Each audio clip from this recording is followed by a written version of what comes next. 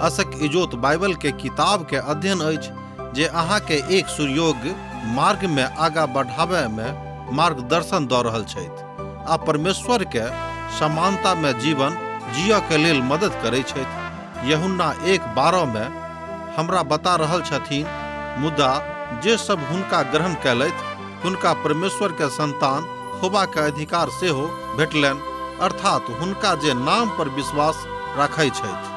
कृपया देखू, सुनू, जाहिसँ अहाँ एक सच्चा जीवन जियक प्रयास करू। आशा के इजोत मैथिली कार्यक्रम में हम एक बेर और अहाँ के अभिनंदन प्रभु यीशु मसीह के मीठ आ पवित्र नाम से कह रहल छी। हमरा सब पुनः एक बेर आर परमेश्वरक पवित्र वचनक अध्ययन करबाक लेल उपस्थित छी।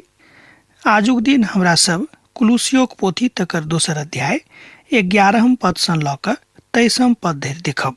पौलुस कुलुसियोक विश्वासी सँ बाजि रहल छथि, अहाँ सब ओहि बातक ऊपर कोनो ध्यान नहि देब जे बात सब, जे वस्तु सब संसारिक अछि, आ प्रभु में जयबाक लेल यह परिस्थिति बड उचित अछि कि अहाँक नव जन्म लेबऽ पड़त, आ नव जन्म लेलाक बाद अहाँ प्रभु यीशु मसीह संगे जा सकलहुँ हैं, अर्थात स्वर्ग राज में प्रवेश पाबि सकलहुँ हैं।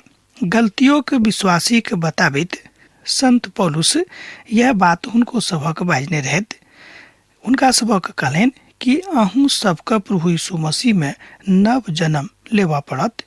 जँ अहाँ नव जन्म नहीं लेब तहाँ प्रभु के राज में, ईश्वर के राज में प्रवेश नहीं पाबि सकलहुँ हैं। ऐसे पहले कि हमरा लोकनि देखी जे संसारिक वस्तु की थिक आ नव जन्म की थिक, मसीह प्रभु में अहाँ ए दुनिया के ऊपर राज कऽ सकलहुँ हैं। एक बेर अहाँ ध्यान दियौक, मसीह यीशु में, मसीह प्रभु में अहाँ ए संसारक ऊपर राज कऽ सकलहुँ हैं। ए बातक ज्ञान, ए बातक सर्वोच्च ज्ञान मनुख के पिता परमेश्वरक वचन सँ भेटैत अछि। संत पौलुस एहि बातक बड़ स्पष्ट कऽ रहल छथि एठाम कुलुसियोक विश्वासी सँ। गलतियों के पोथी में हमरा लोकनि एहि बातक देखैत छी जे प्रभु यीशु मसीह हुनका सब गोटे सँ बाजने रहथि। 6 अध्याय के 15 पद में एहि बातक उत्तर भेटैत अछि, मसीह में सब किछु भऽ सकैत छै और अहाँ सब किछु कऽ सकैत छी, कियाक तऽ ओ सृष्टिकर्ता छथि। हुनके कारणे एहि संसारक सृष्टि कयल गेलिक, आ जे किछु एहि संसार में बनल अछि ओ सबटा वस्तु प्रभु यीशु मसीह के कारणे एहिठाम बनल अछि। पवित्र वचन कहैत अछि कि सब किछु हुनके कारणे और हुनके द्वारा बनावल गेल अछि, अर्थात संपूर्ण संसारक सत्ता प्रभु यीशु मसीह के हाथ में छनि। वह संसारक चलाबैत छथि, कियाक तऽ पिता परमेश्वरक दिस सँ प्रभु यीशु मसीह के एहि संसारक सर्वोच्च ज्ञान, सर्वोच्च पद आ सर्वोच्च स्थान भेटल छनि।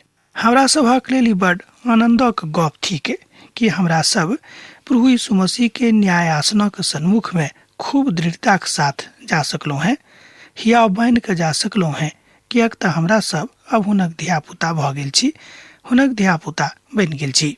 हमरा सबके मसीह यीशु के पहचान में, मसीह यीशु के चिन्ह में आगाँ जेबाक अछि।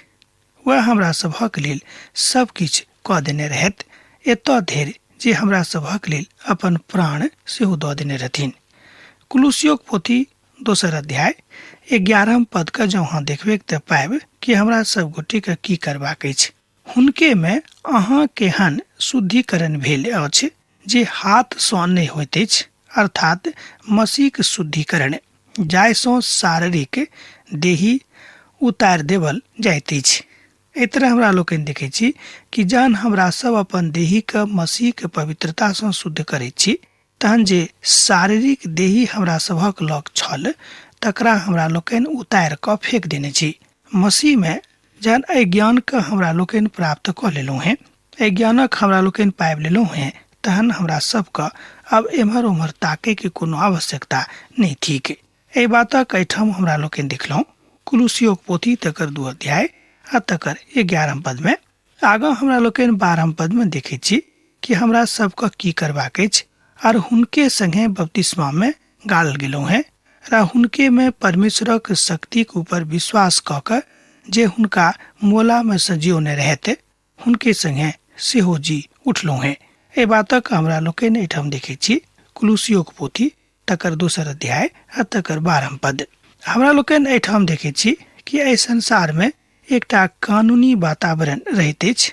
अहाँ कतौ रहू, कोनो देश में रहू, हर समाज में किछ ने किछ व्यवस्था रहैत अछि, किछ ने किछ कानून रहैत अछि।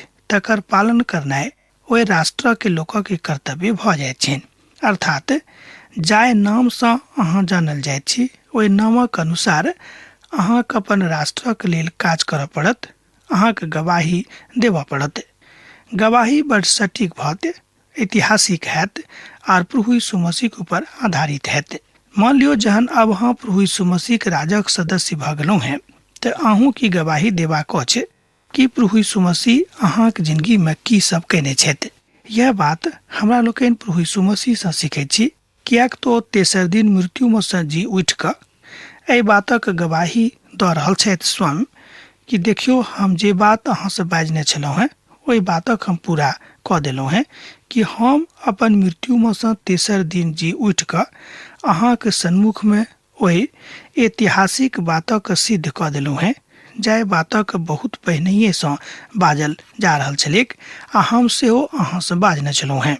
हमरा सबके सेहो यह बात करबाक अछि, जाहिसँ केओ अहाँक वा हमरा झूठा नहि कहैक कि अहाँ झूठ बजऽ वाला लोक छी। यह ऐतिहासिक तथ्य प्रभु यीशु मसीह अपन विश्वासी सभक लेल राखैत छथि। यह बात संत पौलुस पवित्र वचन सँ कुलुसियो के विश्वासी के सिखा रहल छथि, बुझा रहल छथि, समझा रहल छथि। आ जहन प्रभु यीशु मसीह औताह दोसर बेर, तऽ हमरा सब गोटे जहन दोसर बेर हुनका संगे जेबाक लेल तैयार भऽ जेबिक, तहन हमरा सब बातक बुझि जायब कि प्रभु यीशु मसीह के जीवित वचन हमरा सभक जिंदगी में काज कऽ रहल अछि। हमरा सब सेहो हुनका सँ एहन कोनो बातक नहि लुका सकैत छी, जेना हमरा लोकनि बहुत बेर सोचैत छी कि अमुक बातक हम लुका कऽ राखि लेबिक। हमरा सब अपन भाई सँ, अपन बंधु सँ, अपन समाज सँ, अपन देश सँ, अपन माय बाबू सँ बहुत बातक लुका कऽ राखि सकैत छी, मुदा प्रभु से हमरा लोकनि कोनो बातक लुका कऽ नहि राखि सकलहुँ हैं। तैं अपन हृदय खोलि कऽ विनीत भाव सँ अपन प्रभुक सन्मुख में आबि जाउ, किएक तो विनीत छथि, किएक तो सरल छथि, किएक तो मृदुल छथि, किएक तो दयालु छथि, किएक तो विहंगम छथि, किएक तो नीक छथि, किएक तो अति सुंदर छथि। अर्थात हमरा सब गोटे के हुनके संबंध में रहबाक अछि, अपन संबंधक स्मरण करबाक अछि, अपन संबंधक याद करबाक अछि कि प्रभु यीशु मसीह जे बात, जे वाचा हमरा सभक संगे बांधने रहत, तकरा ओ पूरा कऽ देलनि। अब हमरो सभक काज अछि, हमरो सभक कर्तव्य अछि कि हमरा सबके हुनके शुद्धिकरण में, अर्थात मसीह के शुद्धिकरण में हमरा सबके आगाँ जेबाक अछि। दैहिक शुद्धिकरणक आवश्यकता सेहो अछि, किएक तऽ जाबे देर हमरा सब स्वयं के मसीह के सोनित सँ, अर्थात प्रभु यीशु मसीह के सोनित सँ स्वयं के साफ नहीं करबेक, स्वयं के धोए नहीं देबेक, ताबे देर हमरा सब ई नहीं बुझब कि प्रभु हमरा सब गोटे के उद्धार कऽ देने छथि। उद्धार प्रभु यीशु मसीह संगे शुद्धिकरण नहीं छै। ध्यान दियौक, उद्धार प्रभु यीशु मसीह संगे शुद्धिकरण नहीं छै। यह बात हमरा लोकनि देखै छी, अहाँक दैहिक शुद्धिकरण भेल अछि कि नहि, जाहि बातक बहुत लोग एहि संसार में अखनो कऽ रहल छथि। ओ बुझैत छथि कि करला सँ हम शुद्ध भऽ जायब। अपन पिताक नजरी में ई बात बहुत ठाम अखनो प्रचलन संसार में छै कि लोग दैहिक शुद्धिकरण कराबैत छथि अपन देही के किछ अंगक काटि कऽ, मुदा जहन प्रभु यीशु मसीह आबि कऽ स्वयं के दऽ देलनि, तकरा बाद सँ एहि दैहिक शुद्धिकरणक आवश्यकता नहि थिक जे अंग काटि कऽ तकरा शुद्ध करिए।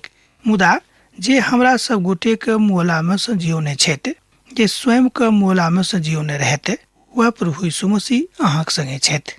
हमरा सबको मोहला में सँ जियौने रहत, एकर अर्थ यह भेलै कि हमरा सब अपन अपन पापक कारणे मुअल छलहुँ हैं। हमरा सभक आत्मिक मृत्यु भऽ गेल छल, मुदा प्रभु यीशु मसीह संगे जहने हमरा सब दैहिक शुद्धिकरणक लेल जे काज केलहुँ, बपतिस्मा लेलहुँ हैं, ओहि में सँ जहन हमरा सब शुद्ध भऽ गेलहुँ हैं, अब प्रभु यीशु मसीह हमरा सभक संगे छथि। ओ उत्कंठ भाव सँ हमरा सब गोटे के एहिठाम बता रहल छथि। संसार में एहि बातक आवश्यकता अखनो अछि। ई गवाही हमरा वा अहाँके एखनो देबाक अछि कि प्रभु यीशु मसीह में अपन देही के शुद्धिकरण करबाक अछि। ओ अहूँ के जे अपन अपराधक और अपन देही के खतना रहित दशा में मुर्दा छलाह, हुनका संगे जियोलथि और हमर सबटा अपराधक क्षमा कऽ देलथि। एहि बातक हमरा लोकनि एहिठाम देखै छी दोसर कुरिन्थियों के पोथी 2 अध्याय तकर 13 पद में। एहिठाम हमरा लोकनि देखै छी कि उद्धार और पुनरुत्थान प्रभु यीशु मसीह के दिस सँ होइत अछि। ओ हमरा सब गोटे के उद्धार दिलेन आ स्वयं के पुनरुत्थानित कऽ कऽ एहि बातक सिद्ध कऽ देलेन कि अब जे केओ प्रभु यीशु मसीह में छथि हुनका ऊपर अब कोनो प्रकारक दंडक आज्ञा नहि छनि। एहि बातक हमरा लोकनि देखै छी रोमियो के पोथी तकर 8 अध्याय आ तकर 1 पद में।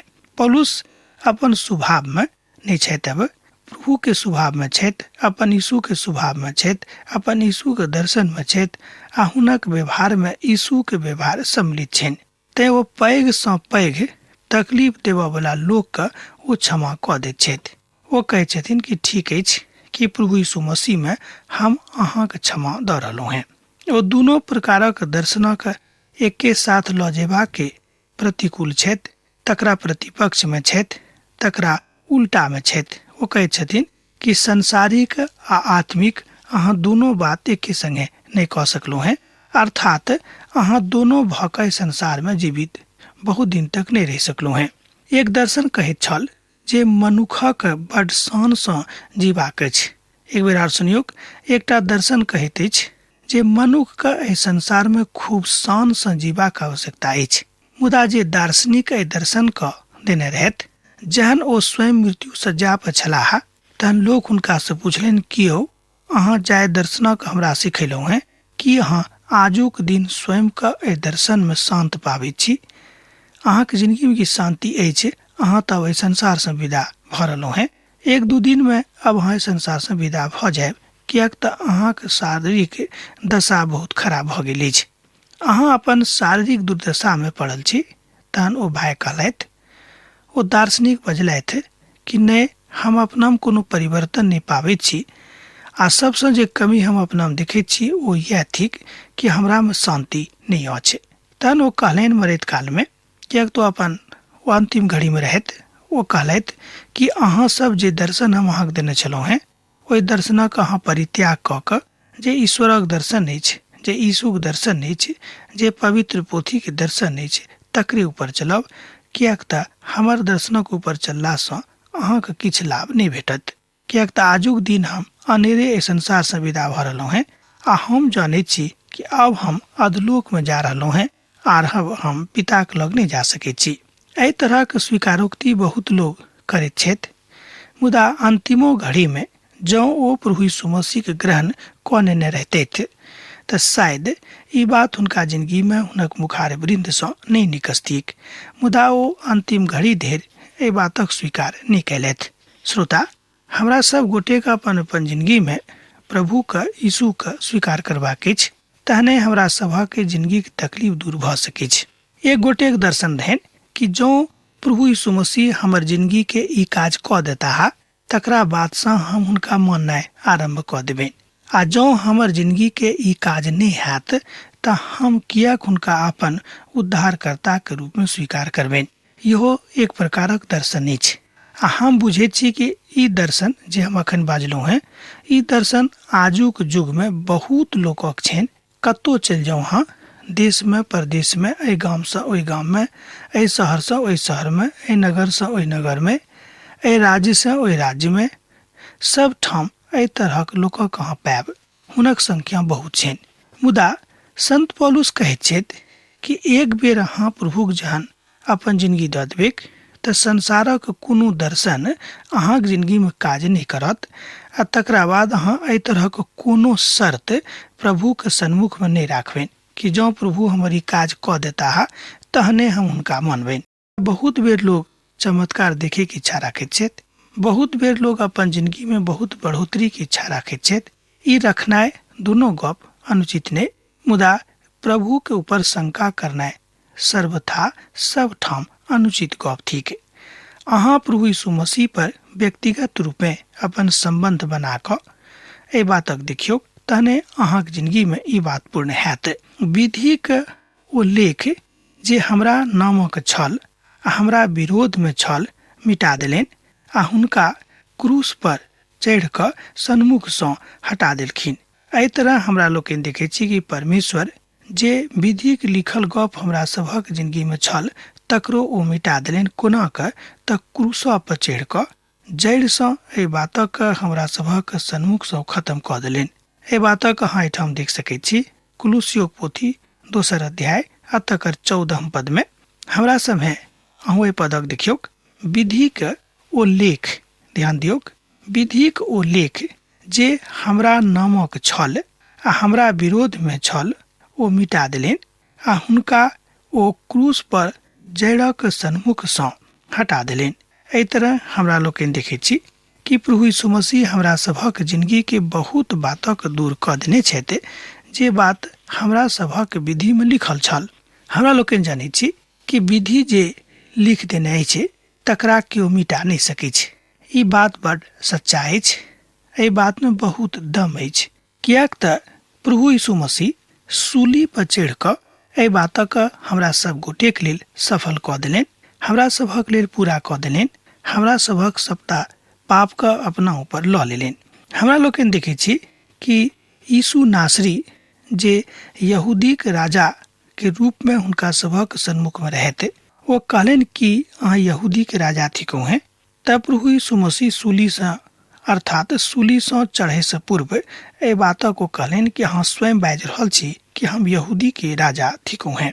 एक गोटे आबि कऽ ए बातक बाजैत छथि। एक गोटे आबि कऽ कहै छथिन टीकाकार साहब सँ, ओ बजलाह कि शनि दिनक शब्द की अछि? शनि दिन के की लोग आराधना नहीं कऽ सकैत? लोग किया कर रवि दिन के आराधना करैत छथि? पवित्र पोथी बाइबिल में लिखल गेल अछि कि आराधना परमेश्वर कहाँ कोनो ठाम कऽ सकलहुँ हैं।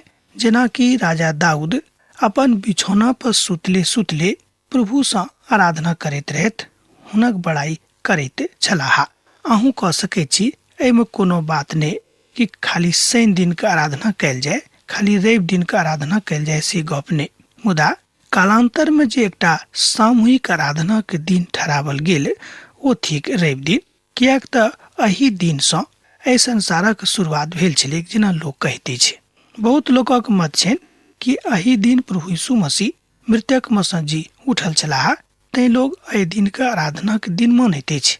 अब बात जे होएक, हमरा सब गोटे के प्रभु के आराधना करबाक अछि, एहिमे संदेह नहीं, एहिमे कोनो शक नहीं करबाक चाही। कियाक तऽ प्रभु चाहैत छथि कि हमरा सब गोटे प्रभु के आराधना करिए, कियाक तो हमरा सब गोटे के बनौनिहार थिकाह। समस्त सृष्टि के ऊपर वह महान छथि, समस्त सृष्टि के ऊपर वह काज कऽ रहल छथि, समस्त सृष्टि के ऊपर हुनके अधिकार छनि, जाहि कारणे यह हमरा सबके हुनक आराधना करबाक अछि। मुदा रचनात्मक भऽ कऽ हमरा सब गोटे के प्रभु के दिस तकबाक अछि, कियाक तो सात्विक छथि आर ई सात्विक बातक ओ हमरा सब गोटे के सिखा रहल छथि। आजू के परिप्रेक्ष्य में हमरा लोकनि एहि बातक देखै छी आ सीखै छी।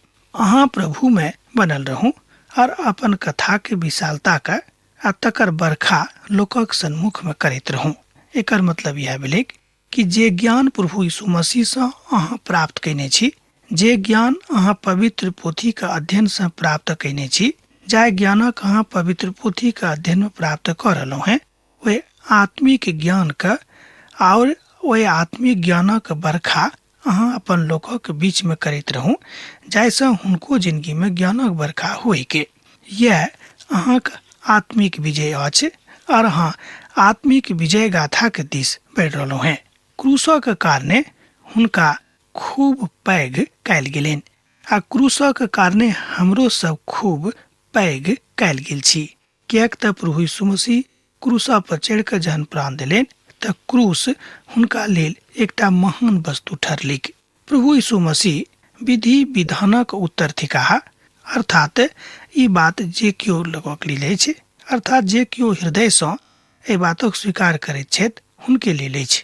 तैं खनाय पिनाय और तीज त्योहार बा नव चंद्रमाक पबनी बा विश्राम दिनक विषय में अहाँक केओ फैसला नहीं करेके। एहिठाम एहि बातक संत पौलुस कुलुसियो के विश्वासी के बाजि रहल छथि 2 अध्याय के 16 पद में। जब अहाँ लग पवित्र पोथी बाइबिल है तहन अहाँ एहि बातक सीख सकलहुँ हैं। आगाँ 17 पद में एहि तरह बतायल गेल छै, किएक तऽ ई सब अब आबऽ वाला बातक छाया मात्र छै, मुदा मूल वस्तु सब तऽ मसीह के छथि। एक बेर आर देखियो ई पद के, किएक तऽ ई सबटा बात आबऽ वाला बातक के छाया मात्र छै, मुदा मूल वस्तु सब तऽ मसीह यीशुक छनि। एक विश्वासी लोक अर्थात जे केओ एकटा विश्वासी छथि, एकटा विश्वासी के बातक ऊपर विश्वास करबाक छै कि लोकाचारी अर्थात लोकाचारी कोनो विधि विधान अहाँके संतोष नहीं दऽ सकै छै, नहि अहाँके उद्धार कऽ सकै छै, मुदा अहाँ कने कालक लेल अहाँके जरूर शांति भेटत कि हम किछु कयने छी, हमरा से किछु भेल छै। लोक एहि द्वारा तरह तरह के विधि विधान अपनाबैत छथि। लोग एहि कारणे तरह तरह के विधि विधानक ऊपर चले छथि, अर्थात मसीह के सन्मुख में कोनो महत्व एहि बातक नहीं अछि। पुरना नियमक काल में किछु विधि विधान परमेश्वर इजरायली लोकक देने रहथि।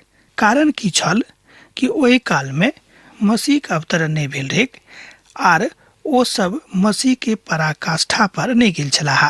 मुदा मसीह के अवतरण के बाद प्रभु यीशु मसीह के देही धारणा के बाद ई बात पराकाष्ठा पर चल गेलै कि पिता परमेश्वर स्वयं एहि संसार में आबि कऽ मनुष्य जाति के लेल उद्धारक द्वार खोलि देलखिन। पुरना नियमक समस्त विधि विधान मात्र आबऽ वाला दिन के प्रतिछाया रहे के। ध्यान दियौ, पुरना नियमक समस्त विधि विधान मात्र आबऽ वाला दिन के प्रतिछाया रहे के। अब तहाँ एहि 5 बातक बुझ गेलहुँ हैं, जाय बातक आरंभ हमरा लोकनि केने रहौं।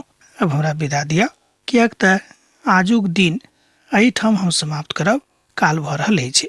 जेना अहाँ सब हमरा एहिठाम पाती लिखैत रहैत छी, लिखैत रहब, हमरा बिसरायब नहि। यीशुक नेह अहाँक जिंदगी में बनल रहैक। आमीन।